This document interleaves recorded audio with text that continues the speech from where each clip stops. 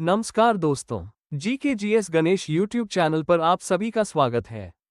आज हम जाने गए मोहन राकेश का आषाढ़ का एक दिन नाटक के बारे में। ये टॉपिक हमारे सिलेबस में न्यू ऐड हुआ है, इसी के बारे में हम सामान्य जानकारी पर बात करते हैं। चलिए आज बात करते हैं मोहन राकेश के एक बहुत ही मशहूर नाटक आषाढ़ का एक दिन की।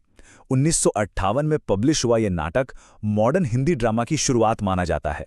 तो चलिए इस कहानी की परतों को एक एक करके खोलते हैं। तो सवाल उठता है कि इस नाटक का नाम आषाढ़ का एक दिन ही क्यों रखा गया। देखिए, ये सिर्फ मौसम की बात नहीं है।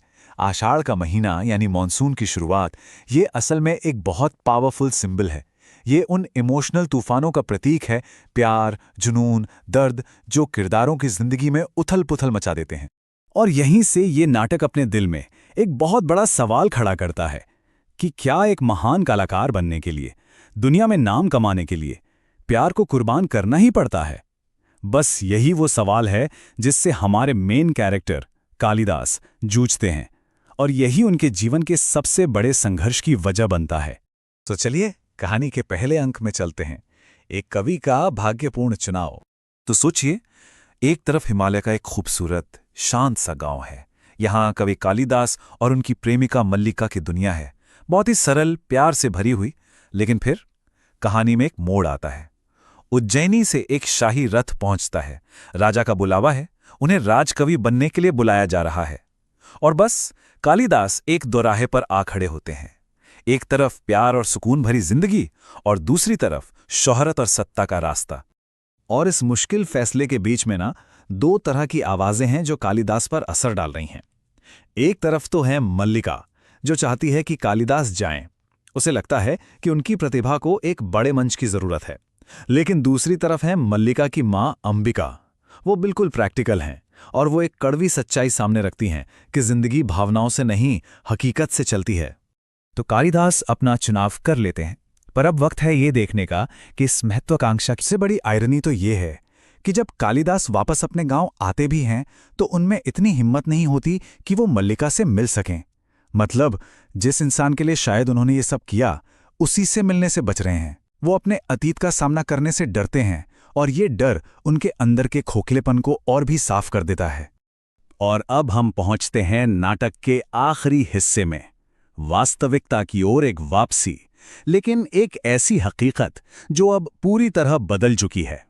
तो अब कालिदास सब कुछ, मेरा मतलब है सब कुछ, कश्मीर का शासन, अपना पद, अपनी इज्जत, सब छोड़कर एक टूटे हुए इंसान की तरह वापस उसी गांव लौटते हैं।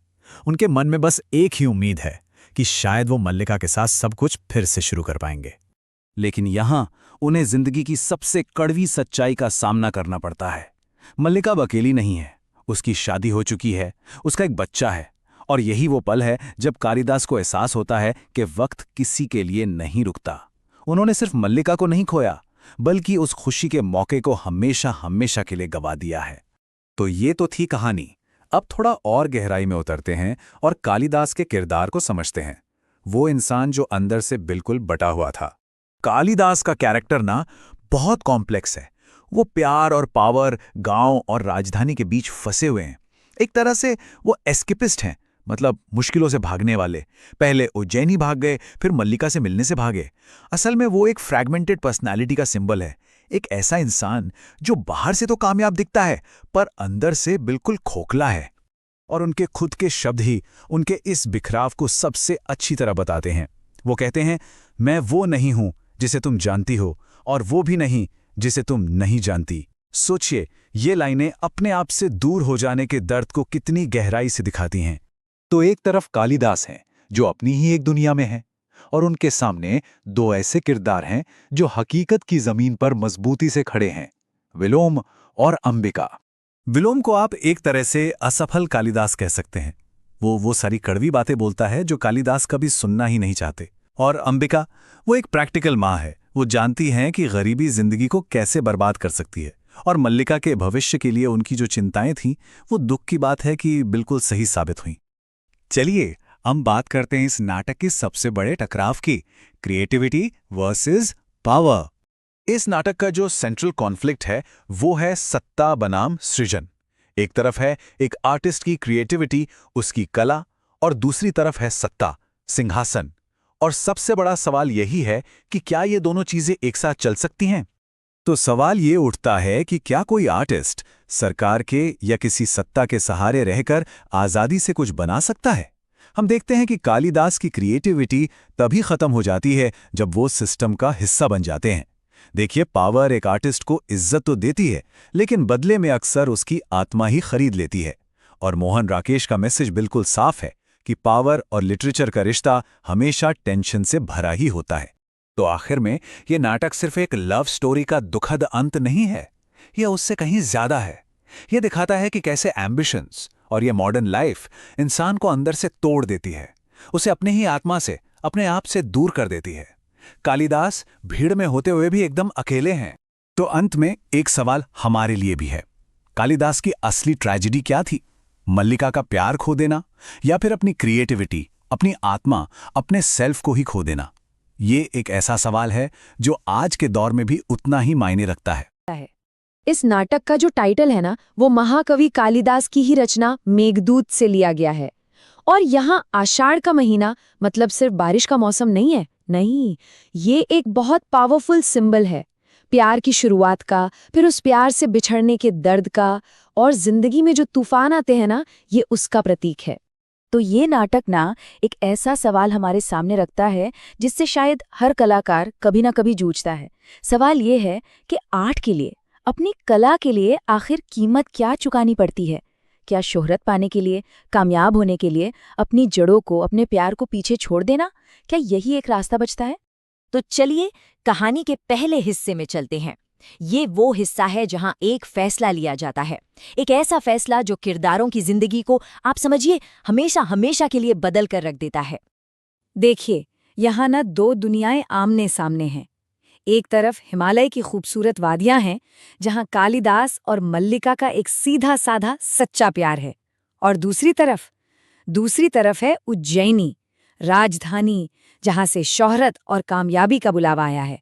और बस असली कश्मकश यहीं से शुरू होती है। तो दुविधा क्या है? देखिए, उज्जैनी के राजा चाहते हैं कि कालिदास उनके राजकवि बने, बहुत बड़ा सम्मान है ये, पर कालिदास वो हिचकिचा रहे हैं। वो अपना गांव, अपनी प्रेरणा और सबसे बढ़कर मल्लिका को छोड़कर नहीं जाना चाहते। और यहीं पर मल्लिका एक बहुत बड़ा त्याग करती है। वो कालिदास के टैलेंट पर, उनकी कला पर इतना भरोसा करती है कि अपनी खुशी को दांव पर लगा देती है और उन्हें उज्जैनी जाने के लिए मना लेती है। लेकिन इस इमोशनल फैसले के बीच एक आवाज है जो चेतावनी दे रही है। ये आवाज है मल्लिका की माँ, अंबिका की। वो दुनियादारी समझती हैं और वो कहती हैं, जीवन भावनाओं से नहीं, यथार्थ से चलता है। ये सिर्फ एक डायलॉग नहीं है, ये तो समझिए कि आने वाले दुख की एक आहट है, एक फोरशैडोइंग है। और फिर कहानी एक लंबी छलांग लेती है। कई साल बीत जाते हैं। अब वक्त है ये देखने का कि उस एक फैसले ने सबकी जिंदगियों को कैसे और कितना बदल दिया है। तो कई साल बाद का सीन है, और अब कालिदास सिर्फ एक कवि नहीं है, वो अब कश्मीर के शासक हैं, मातृगुप्त। सोचिए जरा, उन्हें सत्ता मिल गई, सफलता मिल गई, सब कुछ है, पर लगता है जैसे उन्होंने अपनी कला की आत्मा ही खो दी है। हालात ये हैं कि जब वो अपने गांव के पास से गुजरते भी हैं तो मल्लिका से मिलने की हिम्मत नहीं कर पाते। शायद वो अपने अतीत का, अपने किए हुए फैसले का सामना करने से डर रहे हैं। बाहर से वो एक कामयाब शासक हैं, पर अंदर से वो पूरी तरह टूट चुके हैं। अब हम नाटक के क्लाइमैक्स पर पहुंचते हैं, सबसे ज्यादा इमोशनल हिस्सा, जहां अतीत और आज दोनों आमने सामने आकर खड़े हो जाते हैं। और देखिए कौन लौटा है, कालिदास, सब कुछ छोड़कर, सत्ता, शोहरत, सब कुछ। एक टूटे, एक हारे हुए इंसान की तरह वो वापस आए हैं। वो अपनी प्रेरणा, अपना प्यार, वो सब कुछ फिर से पाना चाहते हैं जो वो पीछे छोड़ आए थे। उनके दिल दिमाग में बस एक ही चीज है कि सब कुछ फिर से शुरू किया जाए। वो मल्लिका के साथ अपनी जिंदगी को ठीक वहीं से शुरू करना चाहते हैं जहां से उन्होंने छोड़ी थी। लेकिन सच्चाई बहुत बेरहम होती है ना? और वक्त तो किसी का इंतजार नहीं करता। कालिदास को पता चलता है कि मल्लिका की जिंदगी तो बहुत आगे बढ़ चुकी है। उसकी शादी हो गई है विलोम से, और उसका एक बच्चा भी है। अब अतीत में लौटना नामुमकिन है। तो ये तो थी कहानी, पर चलिए अब कहानी से थोड़ा और गहरा उतरते हैं और उन मुद्दों को समझते हैं जो इस नाटक को इतना खास, इतना टाइमलेस बनाते हैं। इस नाटक में दो किरदार हैं जो मानो सच्चाई की कड़वी आवाज हैं। एक है विलोम और दूसरी अंबिका। विलोम को आप एक नाकामयाब कालिदास भी कह सकते हैं। वो सच बोलता है जिसे कोई सुनना नहीं चाहता। और अंबिका वो माँ है। वो जानती है कि इमोशन से पेट नहीं भरता और जिंदगी की जरूरतें क्या होती हैं। अब आते हैं नाटक के एक और बहुत ही जरूरी थीम पर, और वो है सत्ता और कला के बीच का टकराव, पावर वर्सेस क्रिएशन। यहाँ एक बड़ा सवाल खड़ा होता है, क्या कोई आर्टिस्ट सत्ता की छाव में रहकर सरकारी मदद से सच में आजादी से कुछ रच सकता है? नाटक हमें क्या दिखाता है? यही कि जैसे ही कालिदास को सत्ता मिलती है, उनकी कला की जो धार थी वो कुंद पड़ जाती है।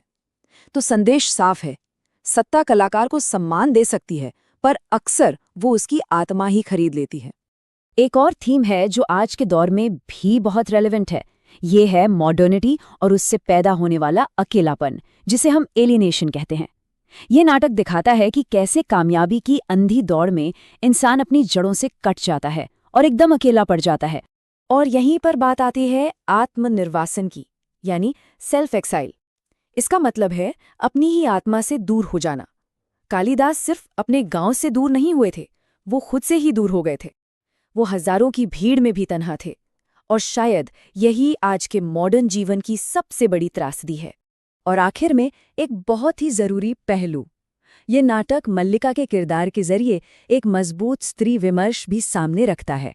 मल्लिका का संघर्ष आखिर है क्या? सोचिए, वो एक आदमी की कामयाबी के लिए अपनी पूरी जिंदगी, अपना सब कुछ दांव पर लगा देती है, और आखिर में क्या होता है? वो अकेली रह जाती है। वो बिना किसी शर्त के सेल्फलेसली प्यार करती है, पर उस वक्त का समाज उसे कोई पहचान, कोई अधिकार नहीं देता।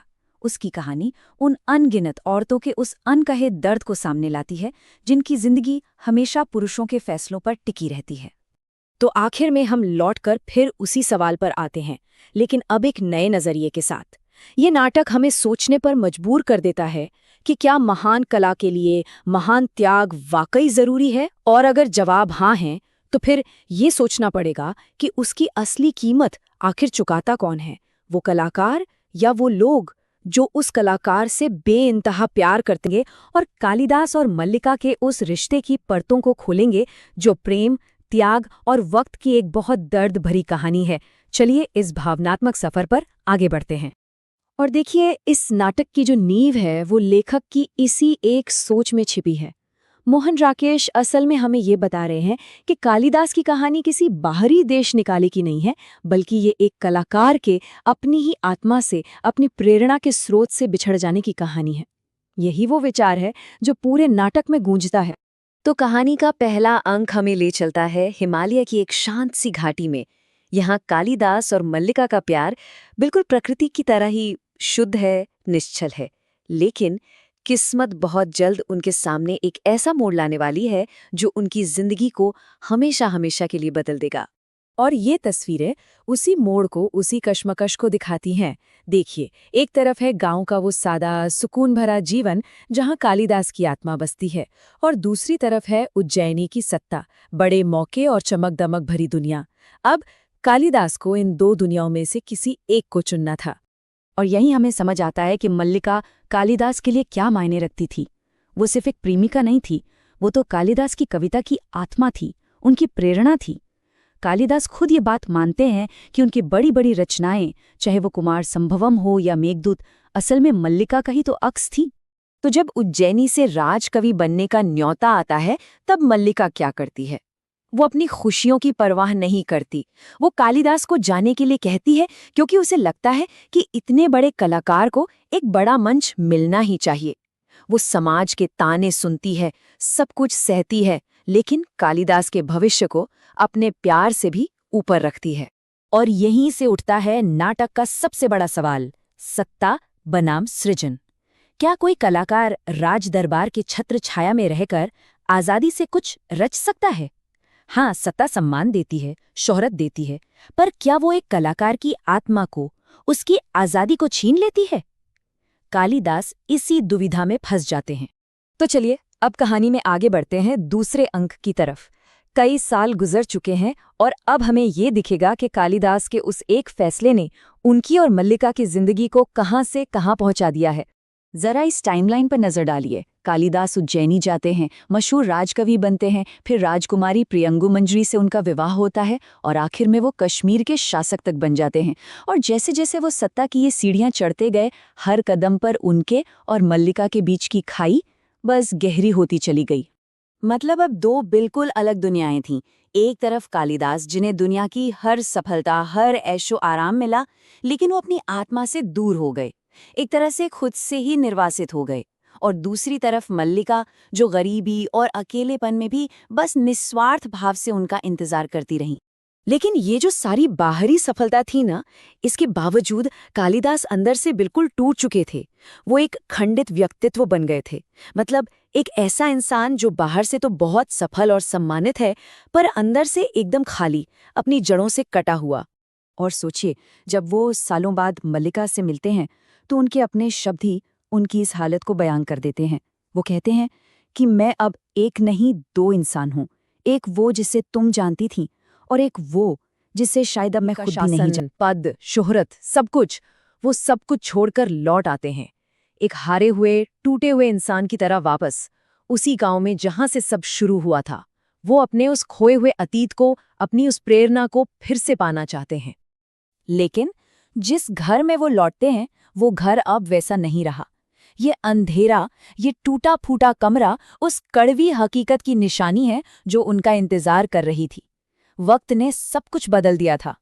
और सबसे बड़ी हकीकत यही थी, कालिदास चाहते हैं कि सब कुछ फिर से शुरू हो जाए, पर मल्लिका अब वो लड़की नहीं रही जिसे वो छोड़कर गए थे। हालात ने उसे विलोम के साथ रहने पर मजबूर कर दिया है, और अब वो एक माँ है। गुजरा हुआ कल अब वापस नहीं आ सकता था। और यहीं आकर कालिदास को यह एहसास होता है कि सबसे बड़ी ताकत, सबसे निर्मम ताकत तो वक्त है। वो किसी का इंतजार नहीं करता। वो एक पल जो उन्होंने गंवा दिया था, वो हमेशा के लिए जा चुका है। तो आखिर में बचता क्या है? बस एक अधूरी प्रेम कहानी की गहरी, दिल को छू लेने वाली त्रासदी। असल में इस रिश्ते की त्रासदी यही है। वो दो लोग जो एक दूसरे के लिए बने थे, एक दूसरे को पूरा करते थे, लेकिन महत्वाकांक्षा, हालात और इन सब से बढ़कर बेरहम वक्त ने उन्हें कभी एक होने ही नहीं दिया। और अंत में ये कहानी हमारे सामने एक सवाल छोड़ जाती है। क्या कालिदास को महाकवि बनाने के लिए मल्लिका ने जो कुछ भी सहा, जो कुछ भी खोया, क्या वो त्याग सार्थक था, या ये सिर्फ एक ऐसी त्रासदी थी जिसे शायद टाला जा सकता था? इसका जवाब शायद इस नाटक की खामोशी में ही छिपा है।